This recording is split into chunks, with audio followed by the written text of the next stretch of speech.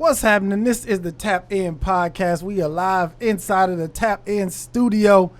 Man, we got a good one today. Before we start, we got sponsors. We got our sponsor. Uh-oh. Yeah.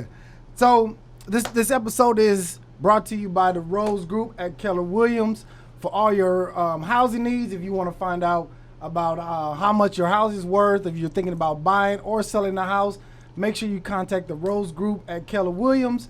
They can be contacted at 817-523-9644. 817-523-9644. Make sure you get in contact with them. The housing market is skyrocketing right now, so make sure you get in contact with them.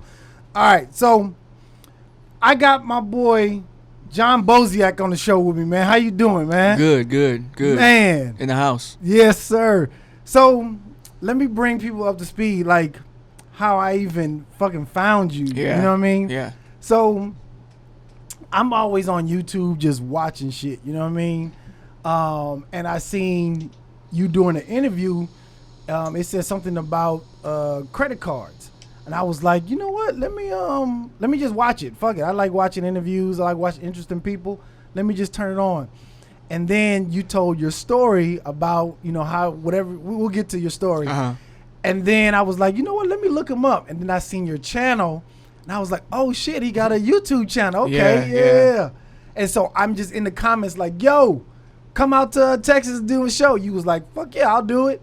And then we got into the DMs, and bam, here you are, man. Yeah, here I am. Yeah. Thank you for coming, too, man. Oh, no problem, man. I have no problem doing any of this. This is fun for me. Yeah. Appreciate it, man.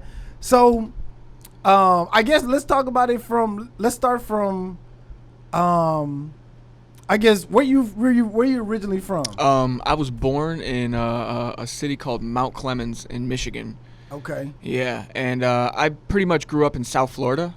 Okay. Spent most of my adult life in South Florida, you know, in between Michigan and South Florida. Okay. Yeah. Okay. And how did you get, like, your mom was in Michigan, dad is in Michigan, or how would you? Everybody's in Michigan. My whole really? family's in Michigan. Yeah, I was just, I just ended up in Florida. You know, I got down there in early 90s, and then I was back in Michigan, and then I was back in Florida, and then when I was like 13 or 14, my mom just moved back to Florida, and I just stayed in, or she moved back to Michigan. I just kind of just stayed in Florida. Yeah. Okay. And then are you like the only child, or you got siblings? No, I have siblings. Yeah, I have a younger brother who I grew up with. I have an older brother who I haven't really seen in like 20 years. I have two younger sisters that live with my dad, all half brothers and sisters. Oh, okay. Yeah. Man, okay. Yeah. So how did you get into, I guess, this credit card world? Like, let's start from the beginning. Like, how did you even get introduced to that? Yeah. It basically all started, I didn't want to get a regular job. Mm-hmm. I mean, I'd been working for years and years doing manual labor and kind of working outside, doing windows and doors and all kinds of other crazy shit. Manual labor. Yeah, manual labor. And then I went to school. I got my associate's degree in graphic design. I went to the Art Institute in Fort Lauderdale. After I graduated, I was buried in student debt. I had student loans I had to pay back. And, you know, few of the companies I went to go work for didn't really work out for me, you know. And so I had a background in graphic design, and I was already kind of tech savvy. You know, I've been a gadget geek and a nerd pretty much my whole life, you know, since Windows 95 and on up. And I just got online, and I researched as much fraud as I could find. I researched every kind of fraud. I researched bank fraud. I researched wire fraud. I researched money laundering, counterfeiting, you know, any way to kind of circumnavigate having to be a legitimate citizen, you know, and get out from underneath all of the debt that I was in. Yeah. And I kind of just settled on the credit card stuff because I kind of felt like I had a leg up already in it, you know, and it was just kind of a natural fit for me and my personality. So what made you, like, because I know from me as a kid, like, my first thing is fucking drugs, right? Right, yeah. It's what you know. Yeah. It's what you know and what you're exposed to. Sure, yeah, growing up. Yeah. So what made you dive into the fraud game though? That's like I said, man, I just started doing my research, and as weird as it sounds, it just seemed like a natural fit. Like Really? yeah, just from growing up on the street and, you know what I mean, having to hustle and having to scam, you know, pretty much my whole life. You know, it started kind of early off. You know, I started making fake coupons for fast food restaurants on the computer using Photoshop when I was like a kid, you know, like a young teenager, so I get free food. I mean, because I was homeless on the streets of Miami for many years growing up. Really? Yeah, from about 14 till about 18 or 19, I was, you know what I mean, I didn't really have a residence per se. You know what I mean? So I was just out there. You know what I mean? You got to figure out how to survive.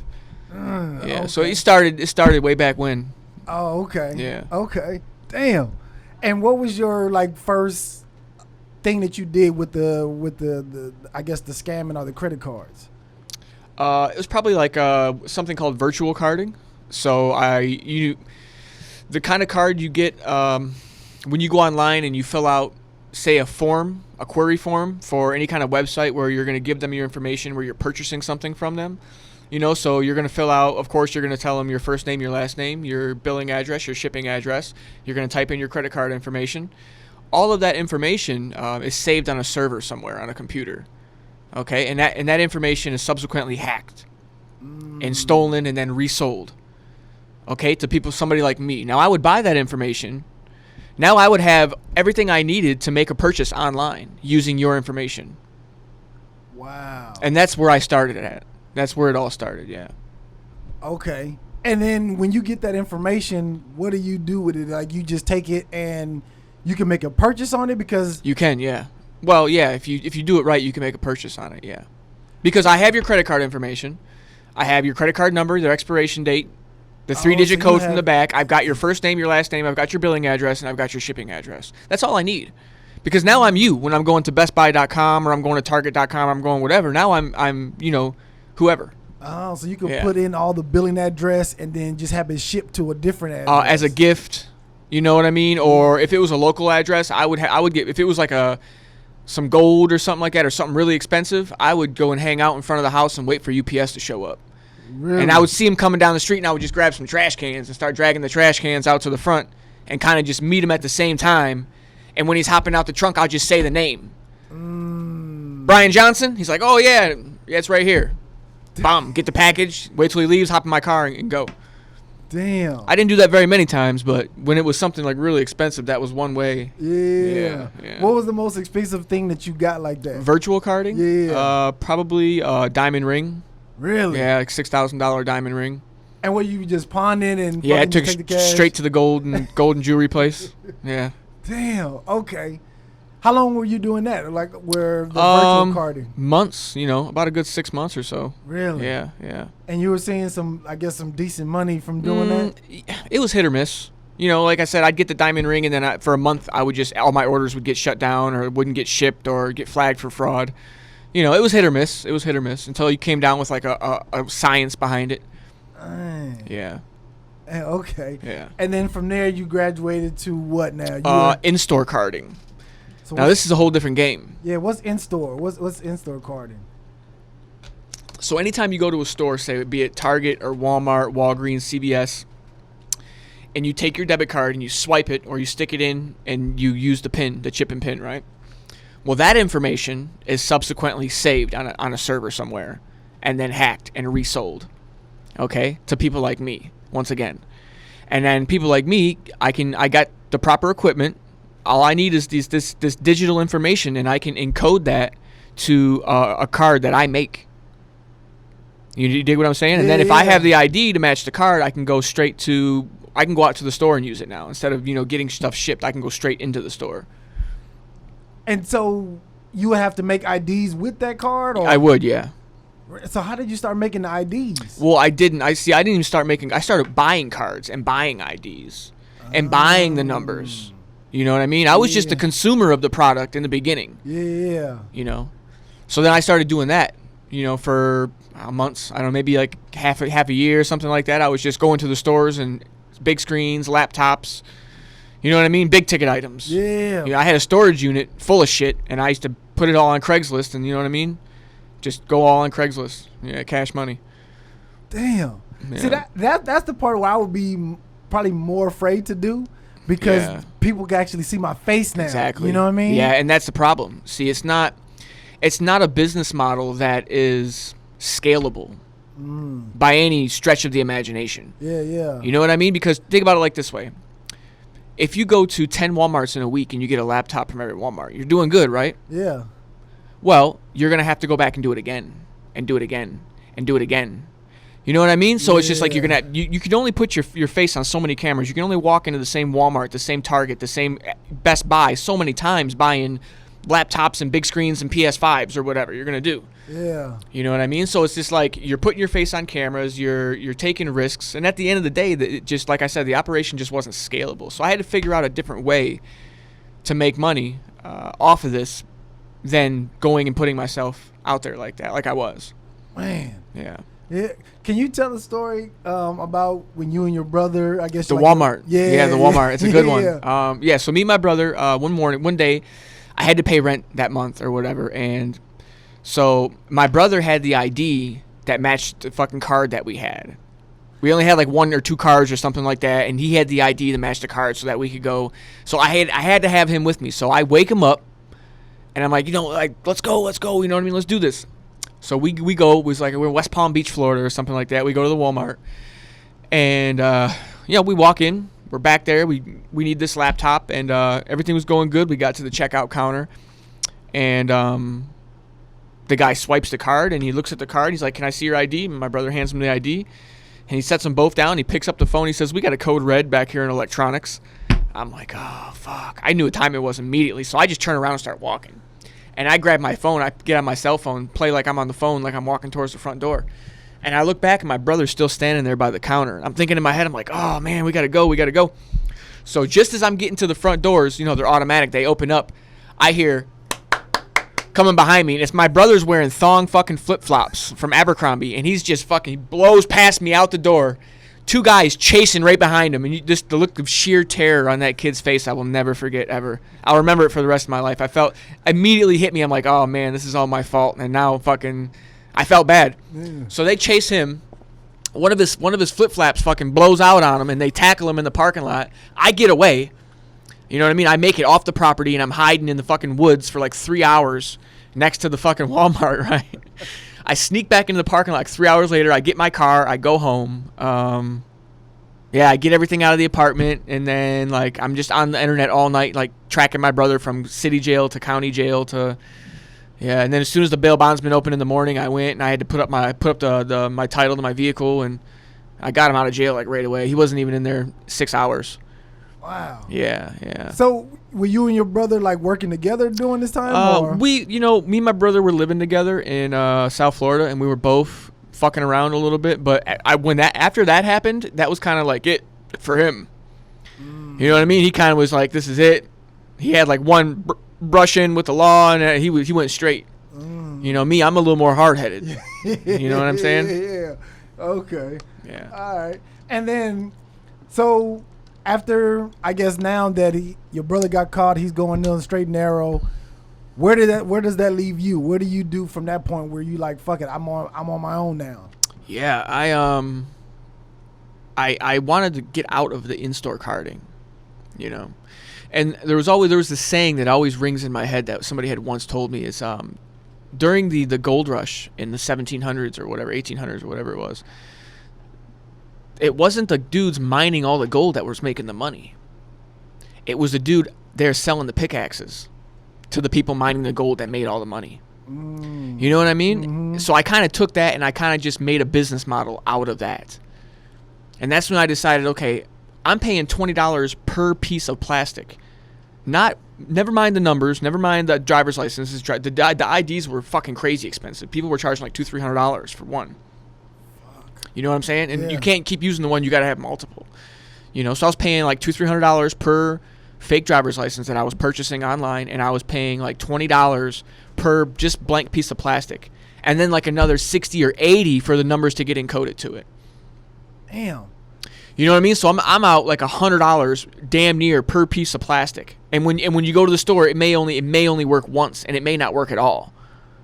So it's expensive. You're gambling, and it's expensive. You know what I'm saying? Yeah. So I'm like, well, fuck. If I can figure out how to make these cards, you know what I mean? Then I might be able to either just make them for myself and cut out the middleman, or I can make them and sell them.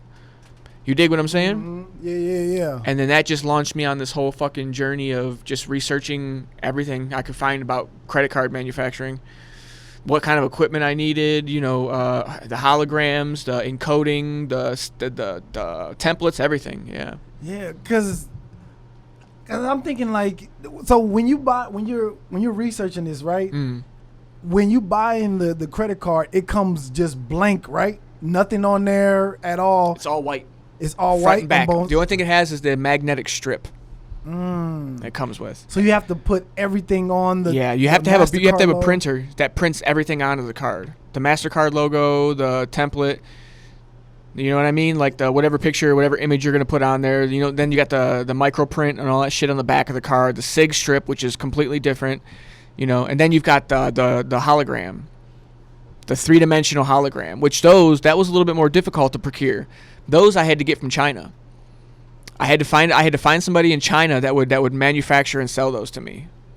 And you have, because I know some credit cards where they have the numbers lifted. You had a machine. Oh yeah. It's called an embossing machine. Really? Yeah, I would emboss all the cards myself, and then I would have another a machine that would do the tipping. Before I got a machine that did both. Now the tipping is like the silver or the gold that goes on the actual embossed numbers on the card. That was done with a separate machine in the beginning, and then I eventually got a better machine that did both. Dang. Yeah. And they sell these machines like just all of this. anybody? All of this equipment is readily available on the internet. All of it. Really? Yeah, you don't have to have a special license or even a special reason to buy it. I mean, you can. It's just like going online and purchasing something from Amazon. God dang. Yeah. That's crazy. Wow, it's pretty nuts. Yeah. And so from at that point, you go to, I guess, start researching, figuring out, okay, I'm going to do this on my own.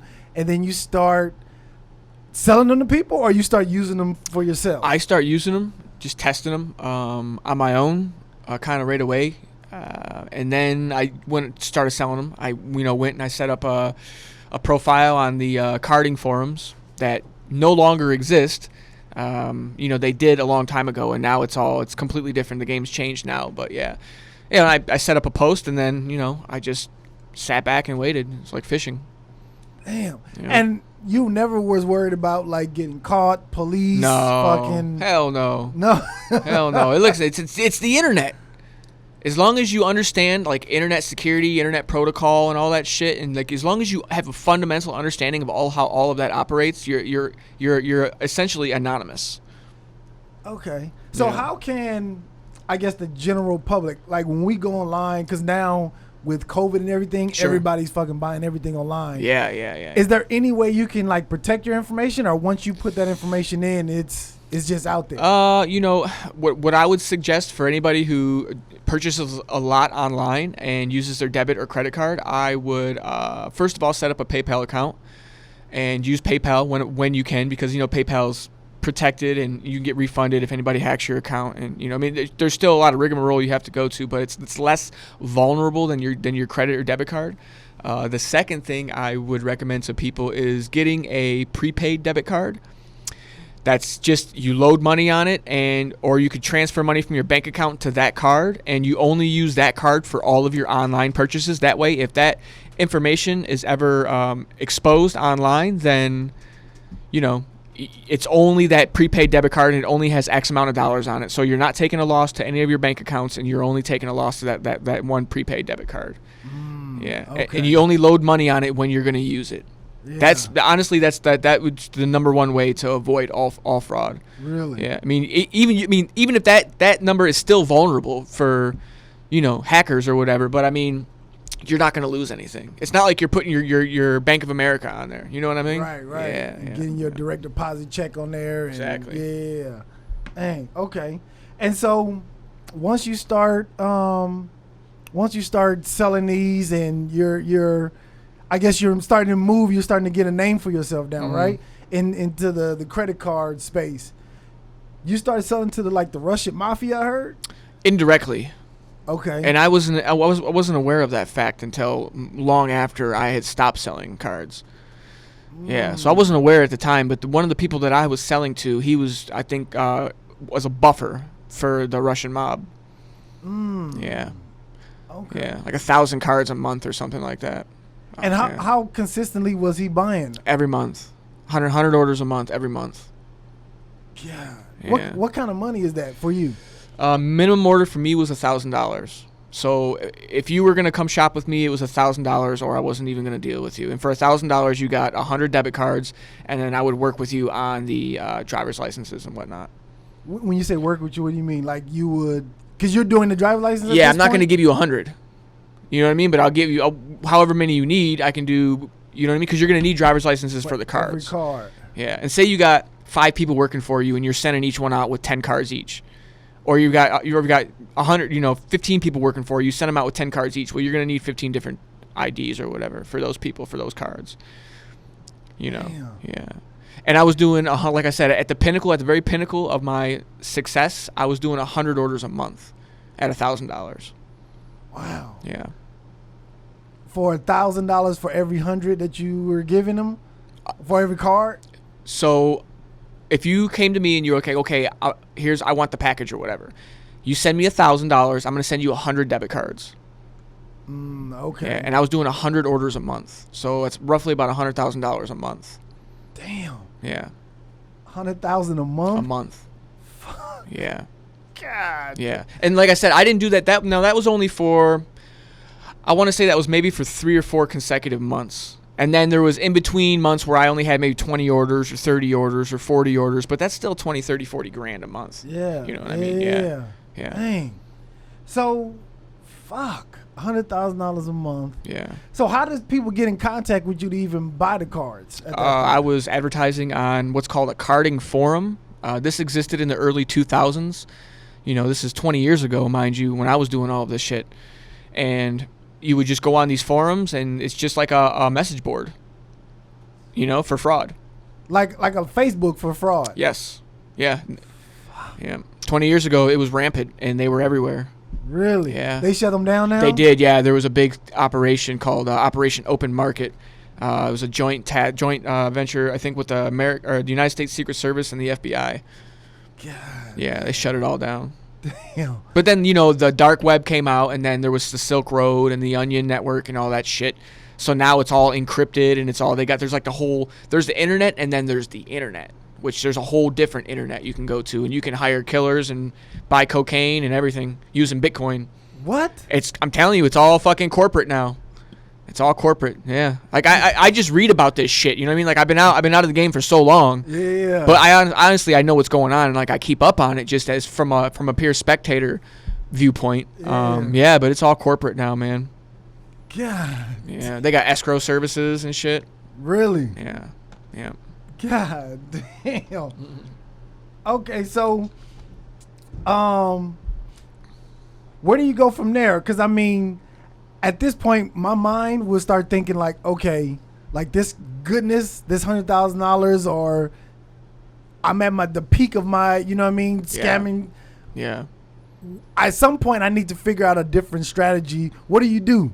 Like, what was your plan? Or because I know as a I don't know, man. My plan was I wanted to get to $5 million. How much did you get to? Periodically, like, so I never really had more than $80,000 in cash at one point in time, but I had like between 5 or 6 different bank accounts spread out. I had maybe like 2.5 million at one time. But over the course between about 2005 and about 2009, when I was subsequently arrested, busted, I had made roughly between 3.5 and 4.2 million dollars. Yeah. So when you got to the 5 million, what was the plan? I was just gonna invest in the stock market and open like a legitimate small business, and quit the credit card shit. But the money is just addicting, and the fun I was having was just absolutely addicting as well. Yeah. Talk about because I know you fucking love Cadillacs too, man. Yeah. I've had them all. Yeah. I bought them all. Really? Yep. Yeah, I've had several. I've had maybe 15 or 16 different Cadillacs at one point in time. Not all at once, but periodically throughout all these, the years of 2005 to 2009. I had had 3 STSs. I had 2 CTSs. I had a DeVille. I had a Brougham. I had all the way from mid '90s all the way up until recent. Yeah.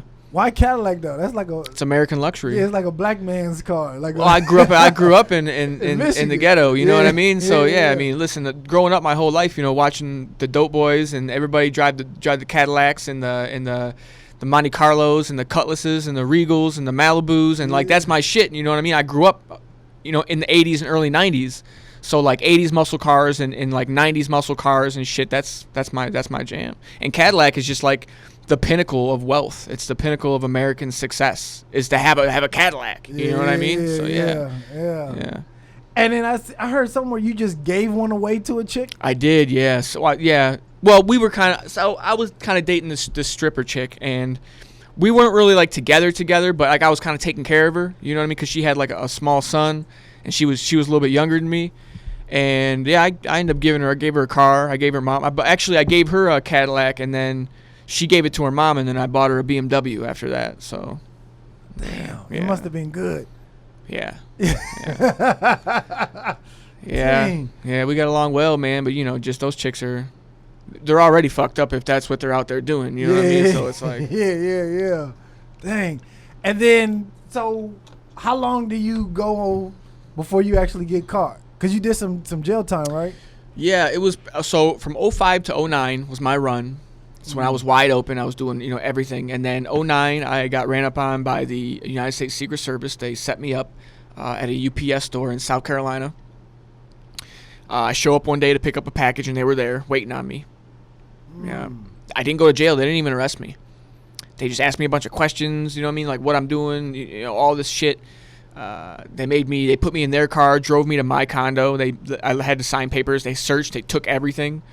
All my equipment, all the computers, anything with removable storage on it, they confiscated.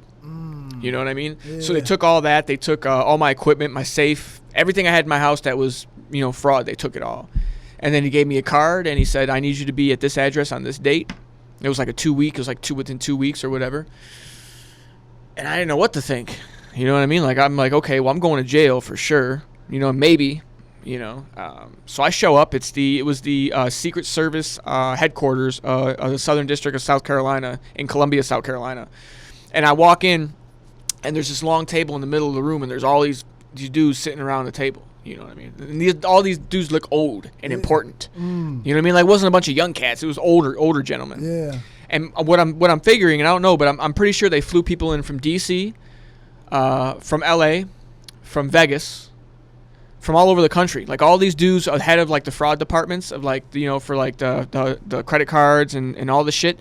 They flew them all in because I'm sure they had all these operations going on the side of trying to bust all these fucking, you know what I mean? And they thought that I was the in. You know what I'm saying? They thought that they were going to pop the lid off of some kind of, giant fucking through me, but what they didn't understand is I was just by myself. You know what I mean? I had no co-defendants. They thought it was like a ring. They did. Yeah. So they sat me down. They interrogated me for like 3.5 hours. They had screenshots of all my posts on the forums that I had been on. Yeah, they had screenshots of cards they had purchased from me that I didn't even know I was selling to the feds.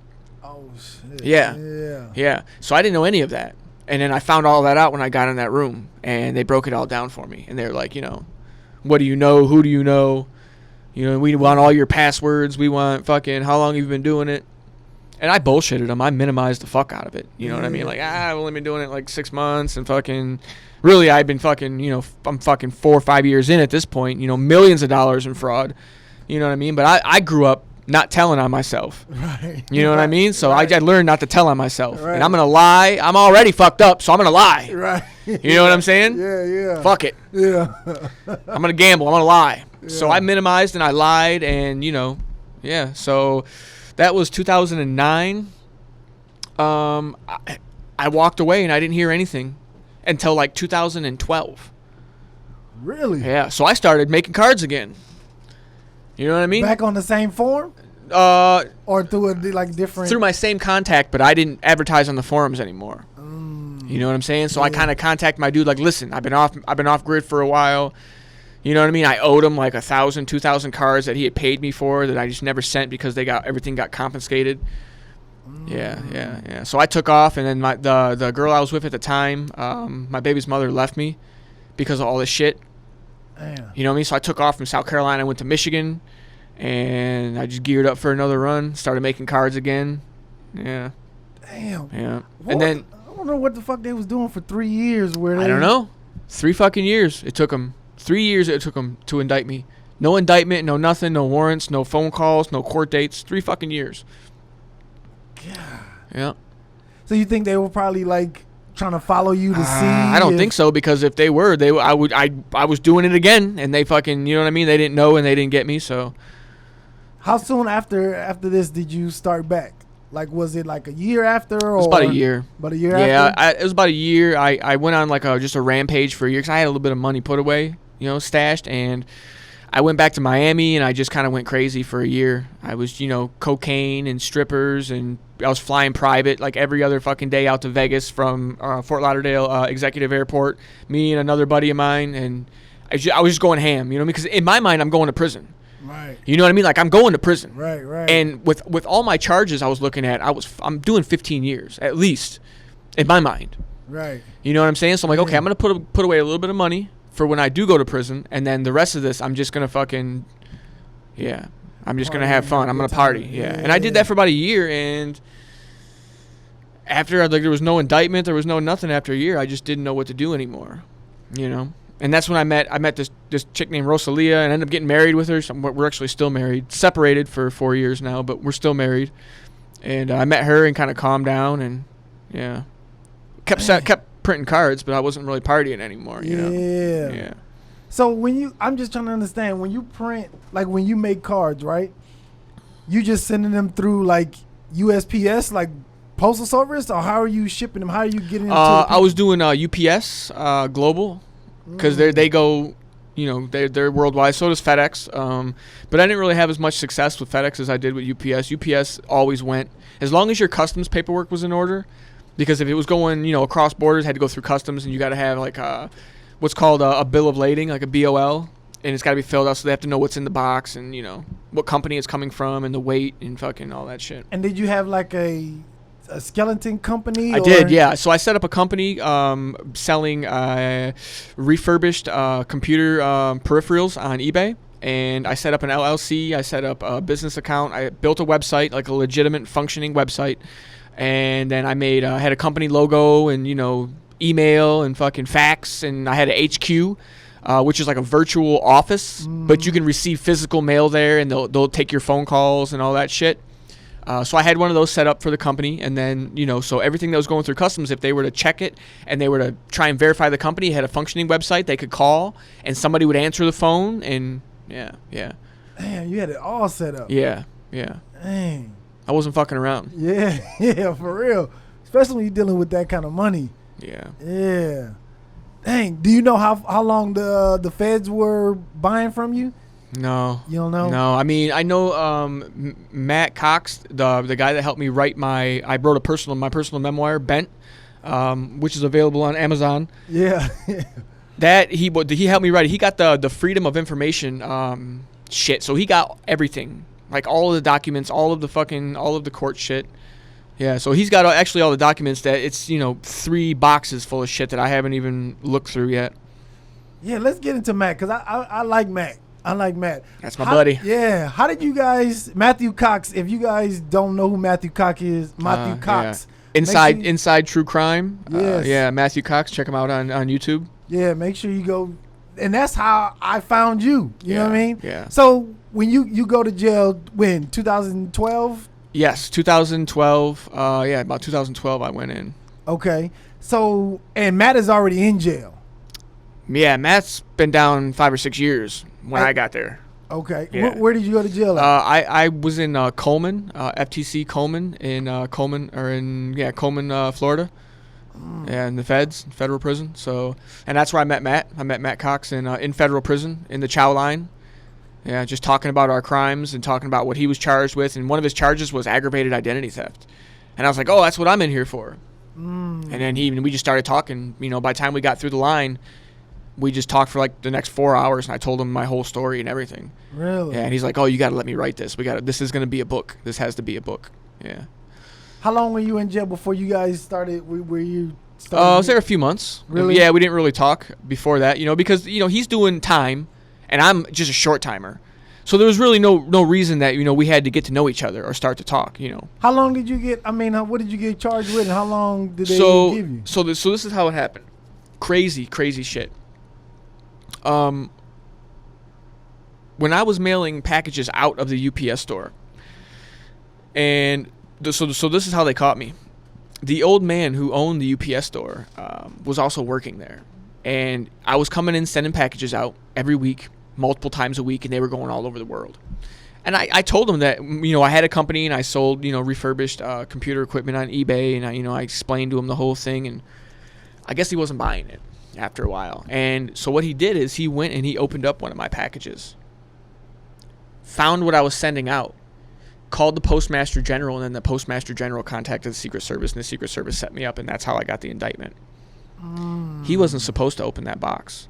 If he suspected that I was sending something out of there, he had to contact the Postmaster General, and the Postmaster General had to give him permission to open the box, or had to come open the box himself. Yeah. So that worked to my benefit when I went to court. So my original charges were mail fraud, possession of a fraudulent transaction device, manufacturing of a fraudulent transaction device, possession of counterfeiting equipment, wire fraud, and aggravated identity theft. Because I had my picture on somebody else's driver's license when I opened when I went and opened the UPS store box. Yeah. So they had to get rid of everything, and they just hit me with the mandatory minimum for the aggravated identity theft, which was only 24 months. And the original offer that they came with was 150 months. How much time is that? That's like 15 or 20 years between. Yeah. God dang. Yeah. And so, okay, so you get the 24 months. You're there a couple of months. You meet Matt. And what made you just trust that because your name of your book is called Bent, right? Yeah. It's available on Amazon. So what made you to just trust him, like, okay, fuck it? Well, he had already written several other people's stories for several other people. And you knew that? I knew that. Oh, okay. Yeah, and he was there. I was kind of friends with a younger kid on the compound, and Matt was writing his story. So, yeah, and once me and Matt got to kicking it, man, me and Matt have a lot in common. He's a lot older than I am. He's in his 50s, you know what I mean? I'm only 35, but it's like we both, have a background in art. Matt has a degree in fine arts, and he paints. You know what I mean? I tattoo, I draw. I've been into art my whole life. We're both con men. We're both fraudsters. You know what I mean? We both did fraud, and we both kind of have the same mindset when it comes to a lot of shit in life. You know what I mean? So when I started talking to Matt, I immediately just trusted Matt. You know what I mean? And like I say, and we've been friends ever since, and that was 6 or 7 years ago. Wow. Yeah, and we've been cool ever since. And like I said, I talk to him every other day on the phone. He made me create my YouTube channel. Like he bent my arm behind my back, literally. Well, not literally, but and was like, "Listen, this is something you have to do. It doesn't matter if you want to or not. This is something you have to do."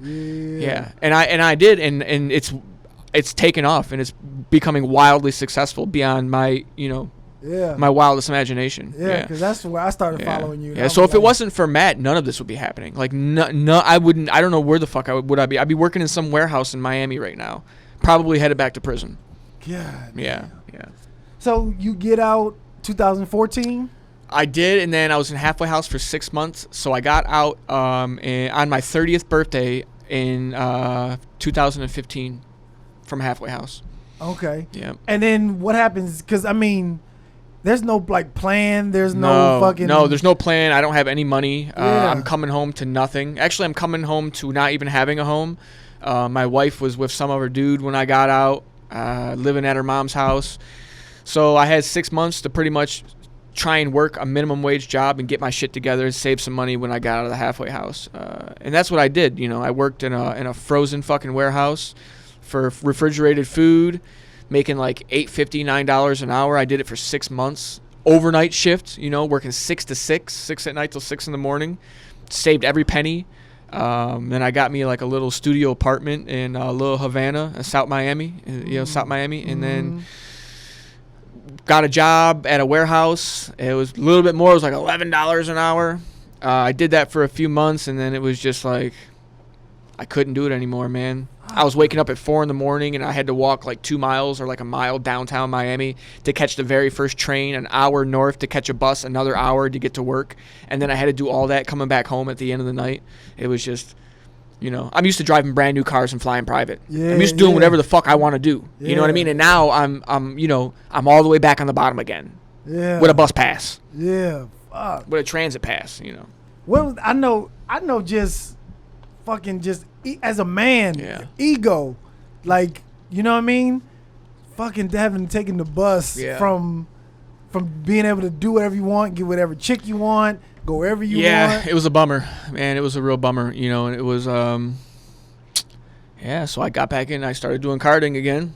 Really? Yeah, I fucking started doing karting again, man, and that whole thing went south and got fucking busted again, and so I was on the run from Florida, and I ran out to Nebraska, took off, went out to Nebraska, and I was out there for a while, and then a bunch of shit popped off out there because I went back out there to be with my wife, and she created just a whole pool of shit for us out there, and I ended up going back and then getting extradited all the way back to South Carolina and doing I think I did 6 or 9 months on my violation. And then they cut me. They terminated. Then not only did they cut me loose after 9 months, but they killed my paper. What do you mean killed your paper? So I had 3 years of supervised release, and the judge told me, he's like, you're just not supervisable. So whatever that means, and they just killed my paper and kicked me out the door. So how do you? And that was 2016. God. Yeah. So I'm just a free agent now.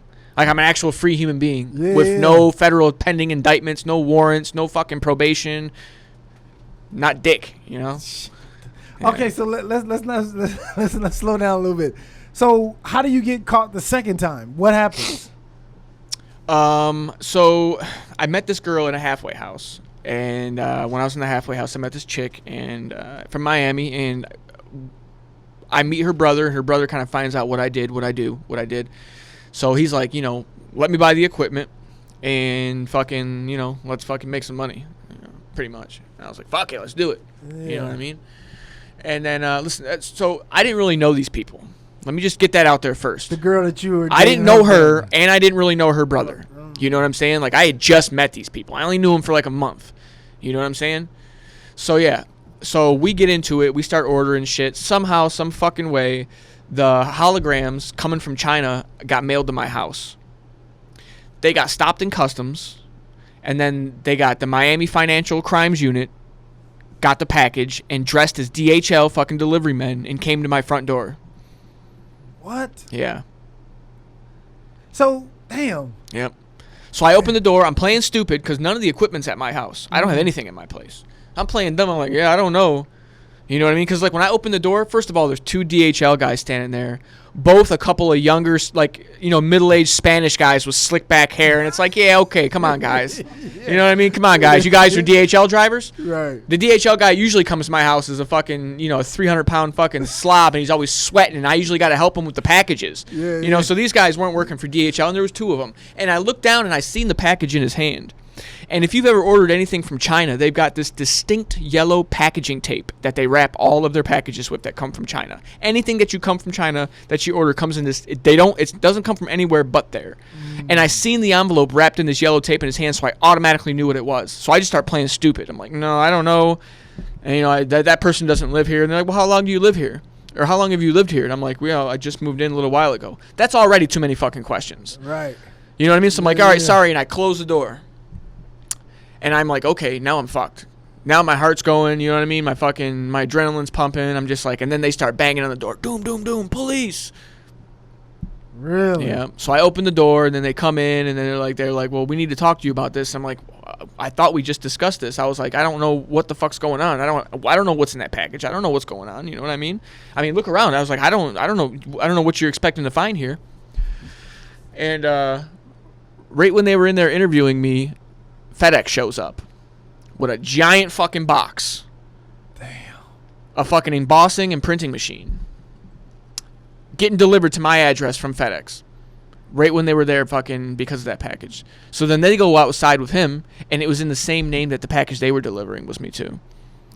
And they were like, oh yeah, I've delivered several packages here, and he signs for them. Damn. Right there, I was fucked. Yeah. Right there, they got me. Damn. I had just gotten out of prison. Okay, I just got out of halfway house. I've been out of halfway house. I got out in February. This was like July. Okay, it's like 4 or 5 months. I'm fresh out.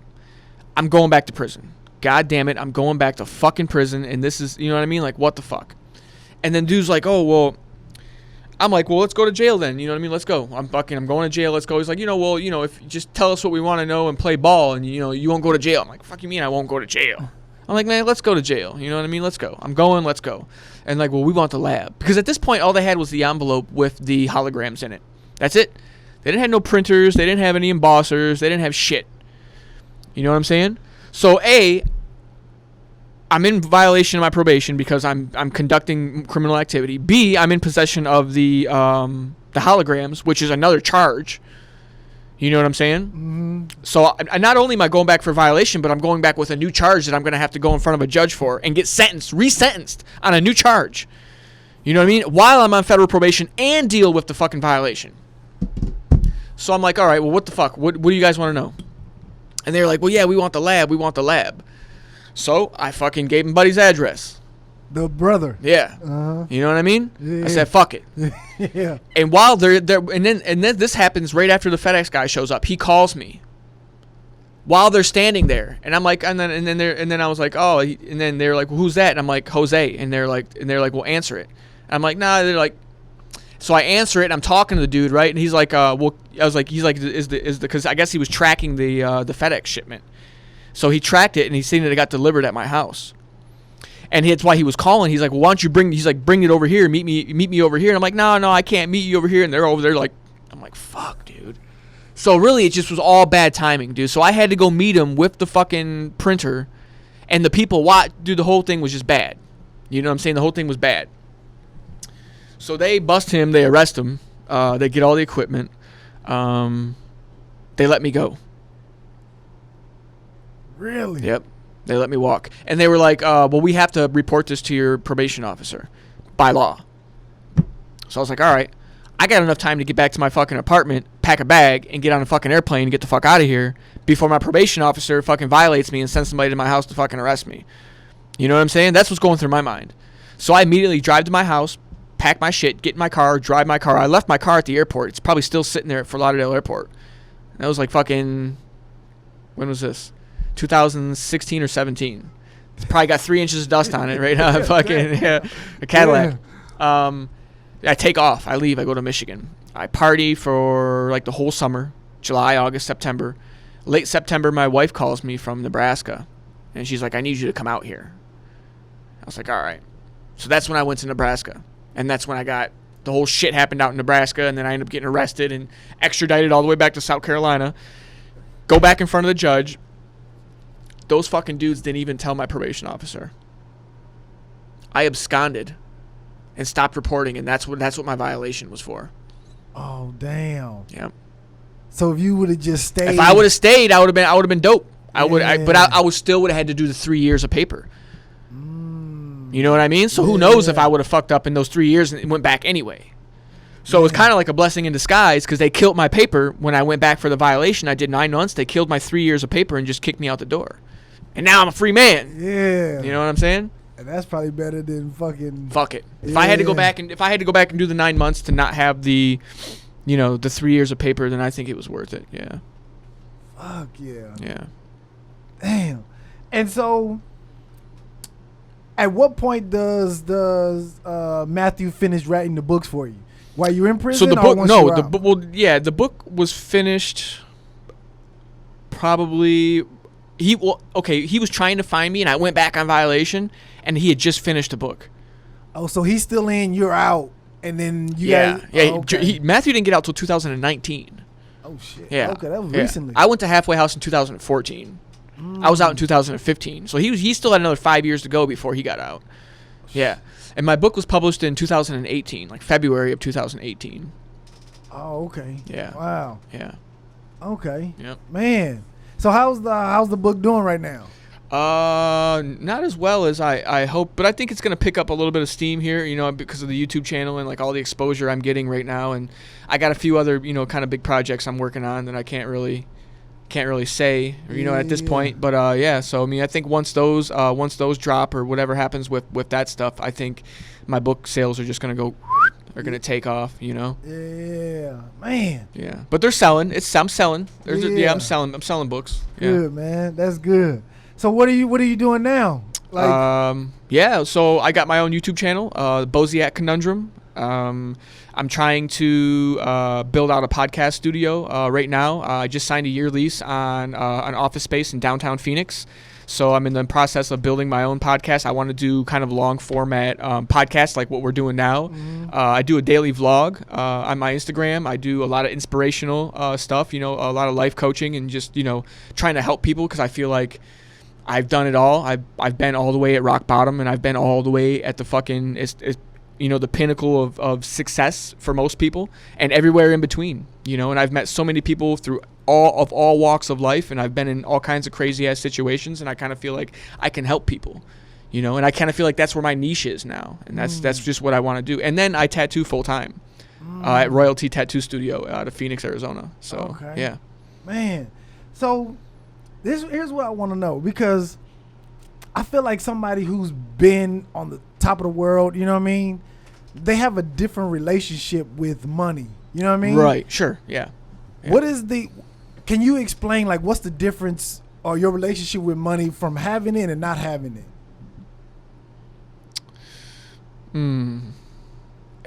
Man, it's just such a funny thing when you don't have money and you're not used to having money. Can't nobody tell you shit. Right. Can't nobody tell you that money can't buy happiness when you've never had money and you're broke. You don't want to hear that shit. You know what I'm saying? But then when you get the money and you pretty much buy everything you've ever wanted and you go all the places you've ever wanted to go and you've impressed all the people you wanted to impress, it doesn't satisfy what you thought it was going to satisfy. You know what I'm saying? Like, it doesn't, that what you were looking for, that satisfaction or that feeling you were looking for that you thought those things were going to fulfill for you, it doesn't happen. It doesn't. And that sends a lot of people down a path of destruction, self-destruction. Yeah. But I'm self-aware, and I was able to realize those things, that it's really, you have to find internal happiness. You have to find, whatever makes you happy in life, the things that you enjoy doing, the people you enjoy being around. It's those things that are important. But you can't tell that to a broke motherfucker. You can't, because they ain't going to listen to you. Right. Right. God damn. Because I know everybody, like, fucking searches for, they just want to get money, whatever they got to do to make money. Yeah. But then a lot of times it's like, it's so unfulfilling once you actually get it, because you think everything is going to come with, but not having it is fucking even. It's desperation from the time you wake up to the time you go to sleep. It's anxiety. It's stress. It's, you know what I mean? Not knowing, can I buy a fucking double cheeseburger today, or do I have to put that money in my gas tank to get to work for the next 3 days? So I guess I can't eat anything today because I know I have to get to work. And if I don't put this gas money in my car, I can't get to work. So it's like, what do? I lived that way for most of my fucking life. Damn. You know what I'm saying? Mm-hmm. Most of my life I've lived that way. I think probably, I would say 95% of Americans probably live like that. A lot of people live that way. Yeah. So a lot of people they just know the struggle and they feel the pain. Yeah. And I think I can relate to that, Yeah.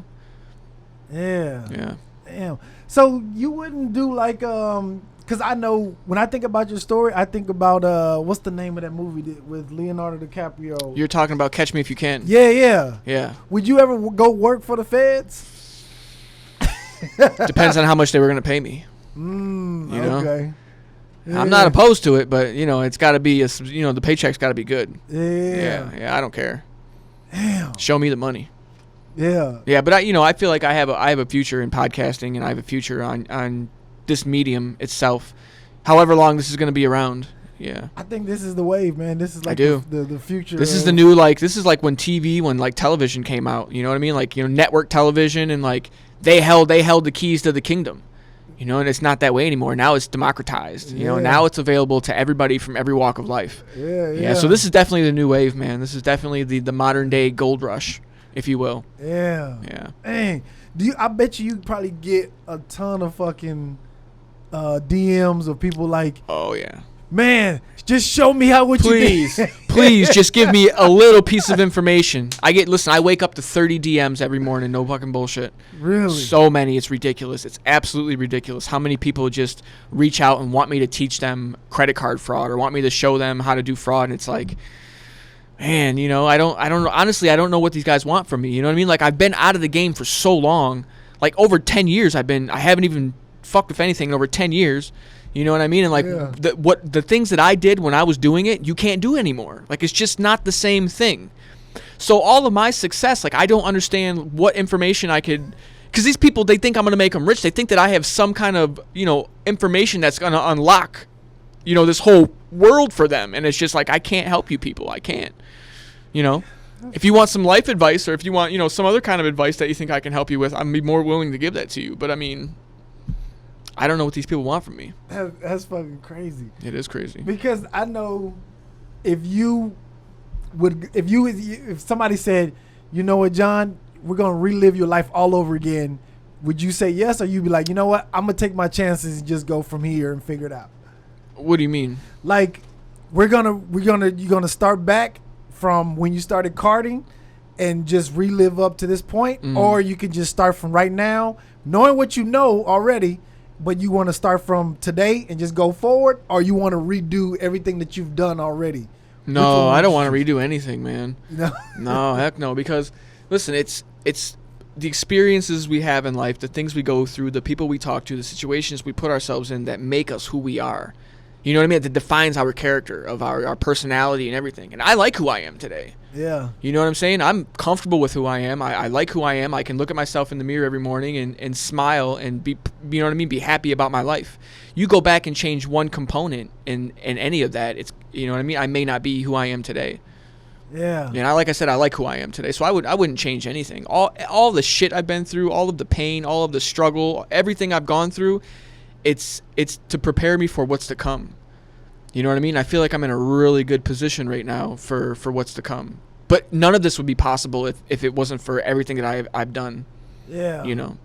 Yeah, but to me, it's like I fucking envy you in a way. You know what I mean?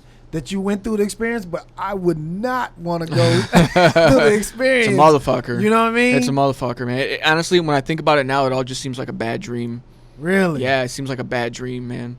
Because I can still remember everything vividly. The shackles, the cuffs, the holding cells, all the cellmates I had, the food I had to eat. I remember all that shit's fucking burned into, you know, seared into my memory, and it'll never go away.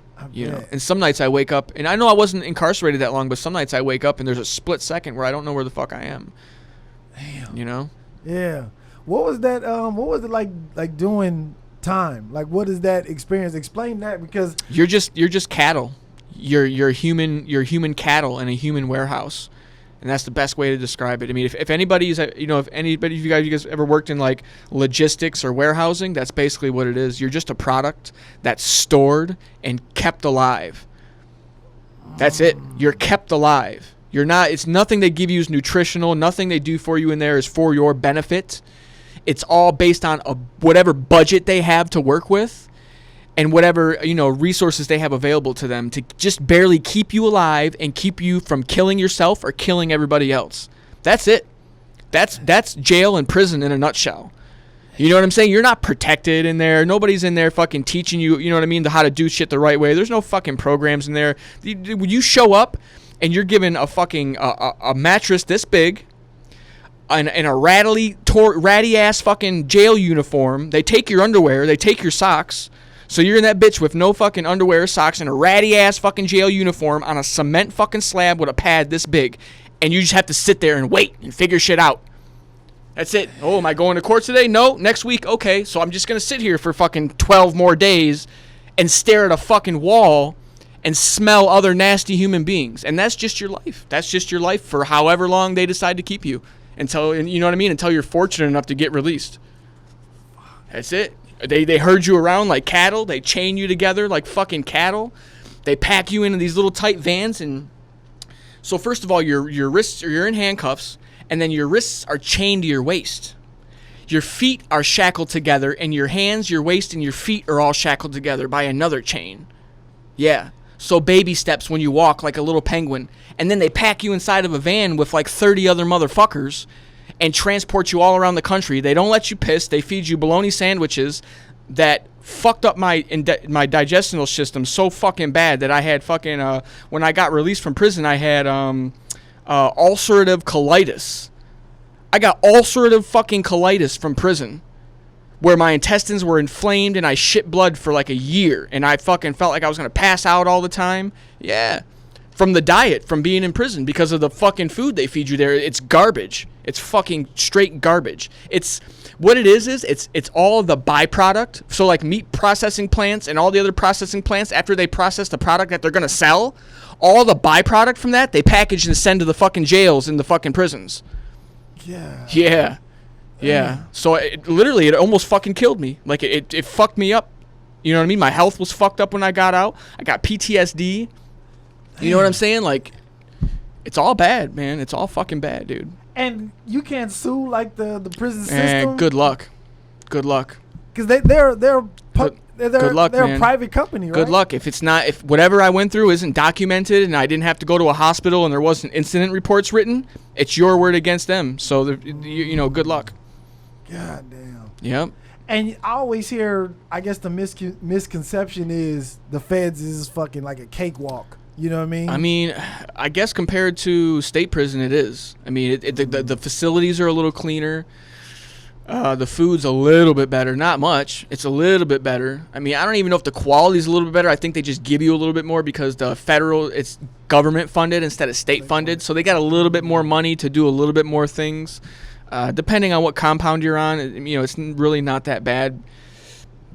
But at the same time, dude, it's prison. Right. You know what I mean? And it's like you get on the wrong compound, especially if you got a lot of time in the feds, you get sent to like a USP.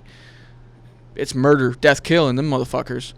God. It's murder, death, kill. But like I said, I was on a camp. Wasn't on a camp. I was like just above a step on a camp. I was in a low security prison. I had 24 months and I didn't have any felonies, or I wasn't like a hardened criminal. You know what I mean? Like I don't have any drug arrests or no violent offenses throughout my life. No weapons, nothing like that. So they're not going to stick me with the guys that are doing life and they're up there stabbing each other. You know what I mean? They're locked down fucking 300 days a year. Yeah. Yeah, no, that's not where I was going. Yeah. But you could end up in one of those places, though, fuck around and find out. Man. You know what I'm saying? Listen, man, I did 1 week in L.A. County Jail. I was like, this ain't for me. Yeah. This ain't for me, man. Yeah, unfortunately, I'm pretty accustomed to, I did a lot of time as a juvenile. Really? 10 months here, 10 months there, a year here, a year there. I was in Boysville. I was in boot camp. I was in juvenile hall a lot when I was a kid, yeah. Stealing cars, shoplifting, vandalizing, breaking and entering. Yeah. I had a very eventful youth. Yeah. Yeah. How did you end up, like, I know I want to go back, but how did you end up, like, I guess homeless in Miami? Because you say once your mom left. She took off. Listen, my mom couldn't handle me. It wasn't that my mom was a piece of shit. You know what I'm saying? I don't like to paint her like that because, my mom's got her issues. You know what I mean? And it's probably not good for you just to let your 13 or 14-year-old kid do whatever the fuck he wants. But at the same time, I wasn't your average 13 or 14-year-old kid. I was boosting cars when I was 13. I couldn't even steer with a steering wheel. I was stealing fucking Dodge Neons and shit with a fucking screwdriver. You know what I mean? Crashing them into telephone poles. That's what I was. And I was 4'11". Damn. I'm not a very big guy now. Imagine me when I was 13. And I was out there wild. Because my mom, she had me and my little brother to take care of. My mom's not very big. My mom's about fucking 5 foot. Small lady. And she's working 2 jobs. You know what I'm saying? And I'm growing up in a rough neighborhood. And so I'm growing up around all these rough motherfuckers. And I'm seeing, the fighting. I'm seeing the gang banging. I'm seeing the dudes selling dope. And, I'm exposed to all of that. You know what I'm saying? Because just where I grew up at.